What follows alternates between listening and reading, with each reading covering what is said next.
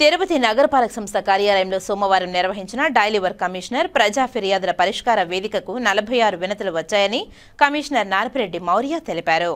సోమవారం నగరపాలక సంస్థ కార్యాలయంలో డైలీ వర్క్ కమిషనర్ ప్రజా ఫిర్యాదుల పరిష్కార వేదిక కార్యక్రమం నిర్వహించారు. ఫోన్ ద్వారా నలుగురు తమ సమస్యలను తెలపగా 42 మంది నేరుగా వచ్చి వినతులను సమర్పించారు.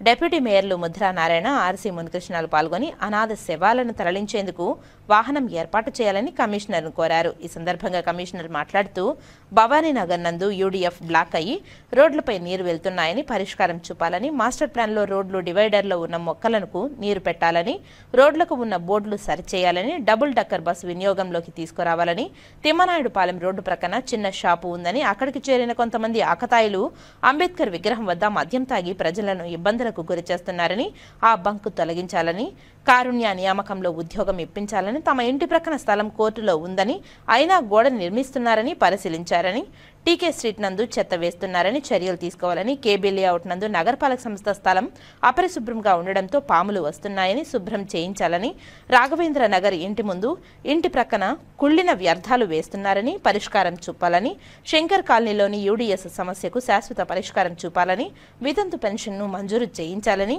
ఎస్కే ఫాస్ట్ ఫుడ్ ప్రక్కన సందులో చెట్టు కొమ్మలు ఎక్కువగా ఉండడంతో వాహనాలు వెళ్లేందుకు ఇబ్బందిగా ఉందని పరిష్కరించాలని కోరారు.